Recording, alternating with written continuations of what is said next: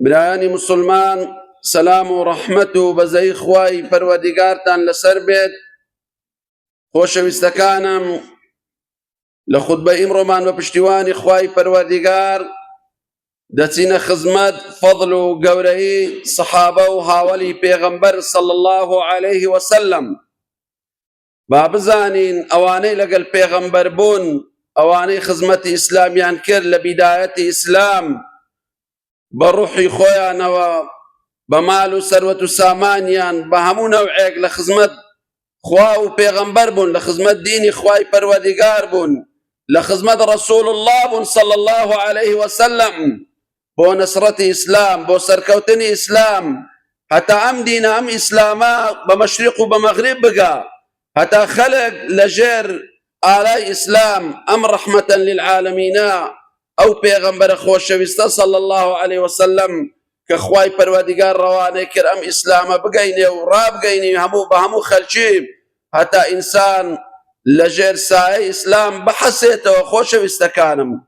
سەیرکە مسلمانانی بەڕێز، سەحابەی پێغەمبەر صلی الله عليه وسلم ئەوانە باشترین ئینسانن لە دوای پێغەمبەران سەلات و سەلامی خوایان لەسەر بێ، کە ئەوانە ئەزیەت و مشەقەتێکی زۆریان دێت لەسەر دینی ئیسلام، جیهادیان کرد، مالیان بەخشی، نەسرەتی پێغەمبەریاندا صلی الله عليه وسلم، هەتا ئەم دین و ئەم ئیسلامە بە هەموو دنیا بگا. خوای پەروەردیگار لە مەدح و گەورەی، لە فەضڵ و گەورەی سەحابەی پێغەمبەر صلی الله عليه وسلم دەفەرمێ: والسابقون الأولون من المهاجرين والأنصار والذين اتبعوهم بإحسان رضي الله عنهم ورضوا عنه. خوای پەروەردیگار دەفەرمێ ئەزانی ئەوانەی کەوا بیدایەتی هاتنە ناو ئیسلام، هاتە خزمەت پێغەمبەر صلی الله عليه وسلم، مسلمان بوون، ئیمانیان هینا. من المهاجرين والأنصار، سابقەکان چێنە؟ خوا بۆمان بەیان دەکا، دەفەرمێ لەوانەی کە لەگەڵ پێغەمبەری خوا هیجرەتیان کرد، کۆچیان کرد لە شاری مەکە بەرەو شاری مەدینە، ئەوانە پێیان دەگوتێ مهاجر، مسلمانان مهاجرین، کە کۆچیان کرد لەبەر زوڵم و ستەمی کافر و بێباوڕەکان، بۆ ئەوەی لە خزمەت پێغەمبەر بن صلی الله عليه وسلم، دیفاع بکەن لە پێغەمبەری خوا، نەسرەتی ئیسلام بدەن. خۆشەویستەکانم، خوای پەروەردیگار دەفەرمێ ئەزانی ئەوانە چەند گەورەنە، ئەزانی مهاجیرەکان چەند گەورەنە کە ماڵ و سەروەت و سامانی خۆیان، وەتەنی خۆیان، شوێنی خۆیان هەموویان بەجێهێشت، ڕۆیشتن لەبەر خاتری ئیسلام، بۆ خاتری خزمەتی خوا و پێغەمبەر صلی الله عليه وسلم. ئەوجار خوای گەورە دەفەرمێ: والئەنسار، ئەنساریەکان، ئەوانەی لە شاری مەدینە باوەشیان کردەوە بۆ پێغەمبەر و هاوڵی پێغەمبەر و سەحابەی پێغەمبەر صلی الله عليه وسلم. والذين اتبعوهم بإحسان، ئەوانەی کەوا لە دوای وانش هاتن و شوێن کەوتەی ئەوانە بوون، خوای پەروەردیگار دەفەرمێ: رضي الله عنهم ورضوا عنه، خوا لێیان ڕازی بووە. خۆشەویستەکانم، ئەوانە ڕەزامەندی خوای رب العالمینیان بەدەستهێناوە، ئەوە زۆر گەورەنە، ئەوانی زۆر لە خوای پەروەردیگار ڕازین، ئەوانە ڕەزامەندی خوایان بەدەستهێناوە. لە ئایەتێکی تر خوای پەروەردیگار لە فەضڵ و گەورەی سەحابەی پێغەمبەری خوا چی دەفەرمێ؟ خۆشەویستەکانم، دەفەرمێ: محەممەد ڕەسوول الله، بزانن خەلچینە محەممەد پێغەمبەری خوایە، خوا ڕەوانەی کردووە، خوا کردیتی بە پێغەمبەر. ئەوە خوا لە قورئانی پیرۆز شاهیدی ئەدا بۆ پێغەمبەر صلی الله عليه وسلم: محەممەد ڕەسوول الله، محەممەد پێغەمبەری خوایە، قاسیدی خوای رب العالمینە. والذین معه، ئەدی ئەوانەی لەگەڵ پێغەمبەر بوون لە هاوڵەکانی، لە سەحابەکانی، خوای گەورە چۆن مەدحیان دەکات، چۆن وەسفیان دەکات؟ دەفەرمێ: ئەشیداء علی الکفار ڕحەماء بەینەهم، ئەوانە زۆر چاونەترس بوون، زۆر بەهێز و قووەت بوون لە بەرامبەر دوژمن، یعنی چاونەترس بوون لە بەرامبەر دوژمن، ڕاوەستا بوون، دیفاعیان دەکرد لە ئیسلام، لە پێغەمبەری خوا صلی الله عليه وسلم. ئەوجا دەفەرمێ خوای پەروەردیگار دەفەرمێ: ڕحەماء بەینەهم، ئەوانە لەگەڵ یەکتری زۆر بەڕەحم و بەزەی بوون، سير كالمسلماناني برز تساونا ترز بهز وبقوة بلا كافر دشمن ولا قال يكتري زور برحم وبزيبون زور بسوز ومهربان بون برايت يجي توابي أنا هبو لقال يكتر دورن باي مشان أوريك دينو لو صحابي بيغمبر لها ولا كاري بيغمبري خوا صلى الله عليه وسلم خوا شاهدي أويان بو أدا كبرحم وبزيبون لقال يكتر زور بسوز ومهربان بون دورن المسلماناني برز باي مجوكو أو صحابانا حتى أخواي رب العالمين لما الرازي ببي لقال يكتر برحم وبزيبين برحم وبزيمان بو يكتر هبي باشتي يكتر بقرين بالحاجة يشكاري يكتر دابين بنصرتي يكتر بدين بدواي عيب وعارو عيبي يكتر نقرين خوش بستكانم لفرمودية شتر خوش بستان مسلمانان بيغمبري خوا صلى الله عليه وسلم باسي فضلو قوري صحابي أكاب صحابي بيغمبري خوا صلى الله عليه وسلم تسن قورنا دفن خير أمتي قرني باشترين أمتي من بيغمبري خوا دفرمي أو سديبو كالقل بيغمبر دابو صلى الله عليه وسلم بيغمبري خوا دفرمي أو باشترين أمتي بيغمبر صلى الله عليه وسلم ثم الذين يلونهم ثم الذين يلونهم أو زر أواني لدوايوان كان خوش بستكانم تابع يكانوا تابع يكان دفرمي أوانا باشترين أمتي بيغمبر صلى الله عليه وسلم لبروي أزيت مشقتي زوري عنديت لسر خزمتي إسلام لسر قاندني أم دينا أم إسلاما بدنيا دا خزمتي زوري قرآن وفرمودي بيغمبر ينكر صلى الله عليه وسلم بوي خوش بستكارم أوانا زور قولنا لله إخوة رب العالمين دفرمي صحابيك بسيار كلا بيغمبر صلى الله عليه وسلم سئل رسول الله صلى الله عليه وسلم بسيار كلا بيغمبر إخوة فرميان أي بيغمبر إخوة عليه الصلاة والسلام أي الناس خير سإنسانك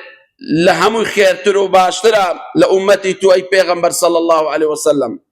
قال قرني أو سدي كبيغمبر إخواتي دايا عليه الصلاة والسلام صحابة وكاني صحابة كانوا أواني خزمتي أم إسلامان كدوا لبدايتي لخزمتي إسلام دابنا لخزمتي إسلام أخوة وبيغمبر صلى الله عليه وسلم ثم الذين يلونهم ثم الذين يلونهم فرمي أوزار باشي أوان تابعي كان أو إلى دواي صحابة كان هاتن أوزار أواني لدواي تابعي أن كان كبيان قلت تابعي كان أوانا باشترين كسي أمتي بيغمبر صلى الله عليه وسلم ديكوات خوش بستكانم صحابة أو عند قورة بي أو عند بريز بي خواي قورة بقوري خوي لو قرآني كروجانا لجيد اسمان دايو أو قرآني كسرتساوي جاني إيمي إنسانو إيمي مسلمانو أو قرآن بيروزك كلام رب العالمين خواهي قولا لم قرآن بيروز الشاهد يادا بو قولي صحابي بيغمبر صلى الله عليه وسلم بو خير وبيري هاولي بيغمبر صلى الله عليه وسلم ديكواتا أو كسيكر بيرزيك بكا باحتراميك بكا سكايتك بكا جنيوك بدا بصحابة بيغمبر صلى الله عليه وسلم دبي تسنقم راو شر مزار ورسوابي بلانبر خواهي بروديقار دبي تسنسر لشواوك بي تتاغوتك بي تبيدينك بي كقسيك بلا جوينك بدا جنيوك بدا بحاولي بيغمبر صلى الله عليه وسلم أو صحاباني خواهي رب العالمين بقولي خوي الشاهدين بو أدا خواهي پروردگار بقولي خوي دفرمي أو خواليان رازي بو أبراياني مسلمان خواليان رازي بو أتو تيليان رازي نبي أتو تقسيان بلانبر بكيو باسي يعني لا قولي صحابي بيغمبري خواه صلى الله عليه وسلم قسيشي خراب يعني هرشتك بلاي لسر قولي أم صحابي بيغمبر صلى الله عليه وسلم بيغمبري خواه عليه الصلاة والسلام دفرمي لا تسبوا أصحابي أمتكم زنيو ندن بها ولا كانم دفرمي فلو أن أحدكم أنفق مثل أحد ذهبا ما بلغ مد أحدهم ولا نصيفه پیغمبر خواه دفرمي صلى الله عليه وسلم نكن جنيو بدن بها ولي پیغمبر صلى الله عليه وسلم بصحابي پیغمبر خواه عليه الصلاة والسلام دفرمي پیغمبر إخوة عليه الصلاة والسلام دفرمي أجر إيواب يعني يكك لإيواب بقدر كوي أحد مالي خوي زير ببخشي زير بكات خير وصدقة وتساكا بقدر كوي أحد سن قولي أو ده زير بكات خير وتساكا وحسنات دفرمي هشتا نقيت تسنقيتي صحابي پیغمبر صلى الله عليه وسلم دفرمي ولا نصيفه ونيوكشي هشتا بدستينا هناوا لبر أوانا زور قوربون نلي من آوام كردوا بقدر شاي وحد پیغمبر إخوة دفرمي صلى الله عليه وسلم لفرمو ديتي تدفرمي قسم بوزاتي نفسي محمد المصطفى بدست صلى الله عليه وسلم أقر بقدر كيوي أحد زير ببخشي بكي خير وصدقة للريخ رب العالمين هشتا بقدر تسنقيك مستيتي صحابيتي پیغمبر إخوة نكردوا خوش ويستكم او جا پیغمبر إخوة دفرنكا وندا حتى نيوة كشر نكردوا او اندا قورنا هاولي پیغمبر صلى الله عليه وسلم برزان مسلماناني خوشويستم او انا زوريان كلا بينا إخوة پروردگار لخزمت اسلام دابون مال إخوة اند بخشي لبينا إخوة رب العالمين لو خزمت اسلام بو خزمت مسلمانان لقل اوي بخويان محتاجي بيها بو او الزور قوري ها مسلماني برز شيلم نوتو امروك لو سردما دتي مالي خود لمالا ودتي يارمتي فقير وجارك ددي كبخود محتاج بها بي بخود ايشت بها بي بخود محتاج او مالي بي صحابي پیغمبر صلى الله عليه وسلم خواهي قولة فرموا ويؤثرون على انفسهم ولو كان بهم خصاصة اوانا اثار ينهبو اگر بخوي محتاج اشتيك با دتو لبيناوي خوي رب العالمين داي بخشي بس بو ابراهيم مسلمانه كي محتاج نبي بحاجتي وجيبه جيبه بابا خوي محتاج به او اخلاق زوانا او روشت برزا زور قبل ابراهيم مسلمان بو خوي رب العالمين مدحي عندك هذا فرم ايثار ينهبو ايثار اوي اشتيك بخود بيوست بهبه او حاجتي لبيناوي خوا لزاري ما من دالك كان يخود بين يدري بارنان ويكبيد من دالي كسي قبله او باب من دالي فلان كستير ببا من دالي من باب رسيبه او ايثار براي مسلمان ام خير وقاداشتا صحابي پیغمبر اخوة خاوني او اخلاق او روشتا برزبون لبيناوي اخوة پروردگار او انا زور ازيتيان ديد لبيناوي اسلام نصرتي پیغمبر يعني دا صلى الله عليه وسلم حمايتيانا كلا پیغمبر اخوة عليه الصلاة والسلام او ولا برزانا باشترين فضل وقبريان اويا كلا بداية جاني جايشتنا بپیغمبر إخوة لبداية إسلام او زار قوريان لويا كبيان دا قوتري هاولي پیغمبر وصحابي پیغمبر صلى الله عليه وسلم او الشرفتي زور قوري إبراهيم مسلمان بو اوانا كتو هاولو رفيقي پیغمبر بي صلى الله عليه وسلم لخزمات دين إخوة رب العالمين بو يا مسلماناني برز خوش ويستكانم يا مي مسلمان دبي بزانين او صحابانا وهاولاني پیغمبر صلى الله عليه وسلم چند قول بوين اخواي پروردگار هلي بجاردين بو خزمتي ببنا برفيقي پیغمبر صلى الله عليه وسلم هجرت يان كر مال وثروت وسامان يان زي صبر يان كر لسأزت مشقة دنيا صبر يان كر صبر بلاي مسلمان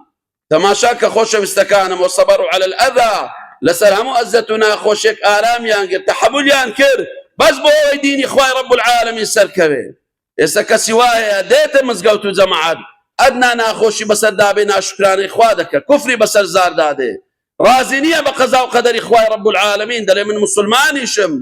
أو أنا لقل أوي خلشيان ليدا كجرا لجهادا شهيد دبون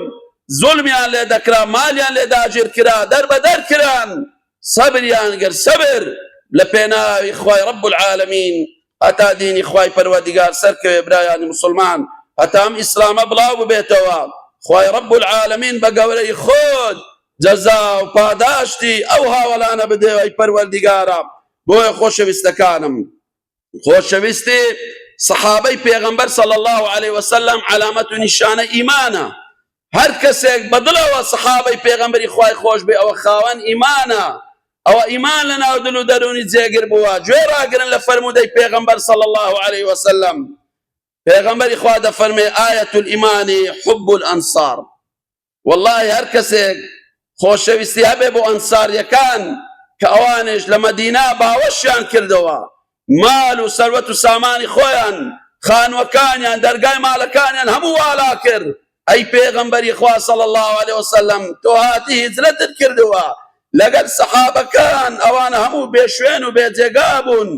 وەرە ئەی پێغەمبەری خوا ئێمە لە خزمەتت داین، بە ماڵەوە بە نەفسمانەوە بە هەموو شتێکەوە لە خزمەتی تۆ و سەحابەی پێغەمبەرین صلی الله عليه وسلم. پێغەمبەری خوا دەفەرمێ والله هەر کەسێک ئەو ئەنساریانەی خۆش بێ ئەو علامەت و نیشانەی ئیمانە. وآية النفاق بغض الأنصار. والله كاتێک کەسێک ڕقی دەبێتەوە بغض و قینی هەیە بەرامبەر ئەنسارێک، بەرامبەر سەحابەیەکی پێغەمبەر صلی الله عليه وسلم، ئەو علامەت و نیشانەی نیفاقە. پێغەمبەری خوا دەفەرمێ عليه الصلاة والسلام ئەوە نیشانەی ئەوەیە ئەو کەسە منافقە، علامەتی منافقاتی تێدا مەوجودە. خۆشەویستەکانم، بەڕێزان مسلمانان، حەقی سەحابەی پێغەمبەری خوا لەسەر ئێمە چییە؟ خۆشەویستەکانم، حەقی سەحابەی پێغەمبەری خوا، هاوڵی پێغەمبەری خوا، یەکەم شت محبەتهم، لەسەر ئێمە واجبە دەبی خۆشمان بوێن، خۆشەویستمان هەبێ بۆ هاوڵی پێغەمبەر صلی الله عليه وسلم. و هەر کاتێک ناوی سەحابەیەک باس کرا لەسەرت پێویستە دەبرێ رضی الله عنه، یا ڕەبی خوا لێ ڕازی بی. ئاوا حەقی سەحابە لەسەر ئێمە ئەوەیە. خۆشەویستەکانم، داوای بکەی خوایە لێیان ڕازی بیم، نابی دەبی دەست هەڵگری لە قسەی ناشرین و جوێندان بە هاوڵی پێغەمبەر صلی الله عليه وسلم. الاقتداء بهم في الإيمان والعبادة والأخلاق. دەبی ئێمە اقتدا بکەین، هەنگاو باین بە دوای هاوڵی پێغەمبەری خوا لە چی؟ لە ئیمان، لە عیبادات، لە ئەخلاق و ڕەوشی جوان. ئەوانە صاحب خاوەن چە ئەخلاق و ڕەوشتێکی بەرز بوون. خۆشەویستەکانم، ئێمەی مسلمانش اقتدا بەوان بکەین بۆ ئەوەی وەکو ئەوان خوای رب العالمین لێمان ڕازی ببێ. ئەوجار خۆشەویستان مسلمانان، حەقێکی تری سەحابەی پێغەمبەری خوا ڕەزا و ڕەحمەتی خوایان لەسەر بێ ئەوەیە نشر فضائلهم والدفاع عنهم. شتە گەورەکانیان، فەضائیلەکانیان بڵاوکەینەوە. ها مسلمانان، ئەو سەحابە ئاوای کرد، ئەو گەورەیەی هەبوو لە خزمەت پێغەمبەر صلی الله عليه وسلم، ئەو چاکەی کرد، ئەو خێرەی کرد، ئەو گەورەیەی نوان. تۆ بڵاو کۆ لەناو مسلمانان هەتا خەڵک بزانێ سەحابەی پێغەمبەری خوا چیان کردووە. والدفاع عنهم، دیفاعیان لێ بکەی. خۆشەویستەکانم،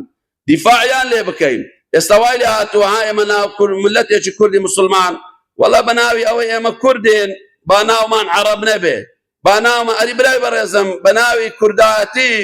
ئەو ناوە قۆڕانەی ئێستا پەیدا بووینە لە منداڵەکانی خۆمان ئەنێن، ناوی وا گوێت لێ دەبێ. وەڵڵاهی پێم وابێ شەیتانی بە فکری دانەهاتووە.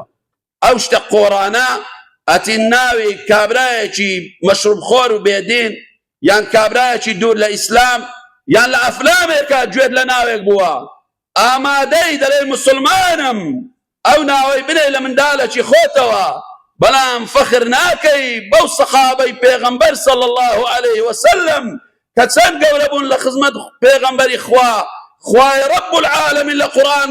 شاهدی گەورەیان بۆ ئەدا. پێت عەیبە ناوی سەحابەیەکی ئاوا لە منداڵی خۆت بنێ برای مسلمان؟ وەڵڵا چییە من ملەتی کوردم با ناوم ناوی عەرەب نەبێ؟ خوا ئەو ناوە پیرۆزەی سەحابەکان خوای گەورە بە گەورەی خۆی لێیان ڕازی بووە، مەدحیانەکە شاهدیان بۆ ئەدا. ئەو ناوەی بنێ لە منداڵەکەی خۆت بەختەوەرتر نابێ، نەکە لەو ناوە پڕ و پوچ و بێمەعنانەی کە مەعنای نییە، کە واتای نییە، کە نازانێ. ئینسان دەبی مدەیەک فکر کاتەوە هەتا بەسەر زمانی دادێ، هەتا مەعنای نییە، مەعنای نادا. بەڕێزەکەم، ئەو تۆ مەسئولی بەرامبەر خوای دایک و باوکەکان. وەڵڵا دەبی لەوەی لە ڕۆژی قیامەت لەوەش محاسەبە دەکرێ لەسەر ئەوەی ئەو منداڵە غەدرت لێ کرد، ناوێکی جوانت لە منداڵەکەی خۆت نەنا، چوی ئەو ناوە بێ شەرعیانت لە منداڵەکەی خۆت نە، چ جوابی خوای پەروەردگار دەدەیەوە لەسەر ئەوەش خوای رب العالمین محاسەبەت ئەکە لە ڕۆژی قیامەتدا. دەبی جوابی خوای پەروەردگار بدەیەوە. وەرە ئەو سەحابانە برێ ئەمن منداڵەکەی خۆم بەناوی ئەبوو بەکرەکەم، بەناوی عومەرەکەم، بەناوی ئەنەسەکەم، بەناوی باقی سەحابەکانی تر، بە ئومێدی ئەوەی خوایە ئەوانە زۆر گەورە بوون، بەڵکو عەسا وەلەعەلە ئەو گەورەیەش ڕوو بکاتە منداڵەکەی من بێتە کەسێکی باش، مستەقبەلێکی باش و دوا ڕۆژێکی باشە بی بۆ ئیسلام، بۆ کوردستان، بۆ وڵاتی خۆت. نەکە ئەو ناوە بێمەعنانەی بەناوی کوردایەتی ئینسان لە منداڵەکانی خۆیانی خۆشەویستەکانم بۆیە بەڕێزان مسلمانانی خۆشەویستم های سەواری هاتووە وەکو ئەو برادەری ئەو ڕۆژان هاتبوو سەر تەلەڤیزۆن دەیگۆ خوا مامۆستای گوندەکەی ئاوا لێ بکە کە وەختی خۆی ناوی منی ئەمری لەسەر بابم کردووە ناوی لە من نا ئەبووبەکر بابە ئەبووبەکر فەخرە ئەبووبەکر پێغەمبەری خوا دەفەرمێ صلی الله عليه وسلم ئەگەر لە دوای من کەسێک بوو بە پێغەمبەر ئیمامی ئەبووبەکری صدیق بوو ئەو دەبوو بە پێغەمبەر بەڵام لە دوای پێغەمبەر هاتی نەما خۆشەویستەکانم ئەوە چ بێ شەرم و بێحیاییە کە ئینسان بەرامبەر هاوڵ و سەحابەی پێغەمبەری خوا بەناوی ئێمە کوردایەتی ئەوانە قسەی لەسەر ئەو شتانە بکەین ئەو جار خۆشەویستان مسلمانانی بەڕێز الدعاء لهم لسرمان پێویستە دوعا بکەین لە هاوڵی پێغەمبەر خوای پەروەردیگار دەفەرمێ والذین جاءوا من بعدهم يقولون ئەوە صفەتی ئینسانی ئیمانداری ڕاستەقینەیە ربنا اغفر لنا دائما دعاء بكبراء مسلمان خويا لما خوش با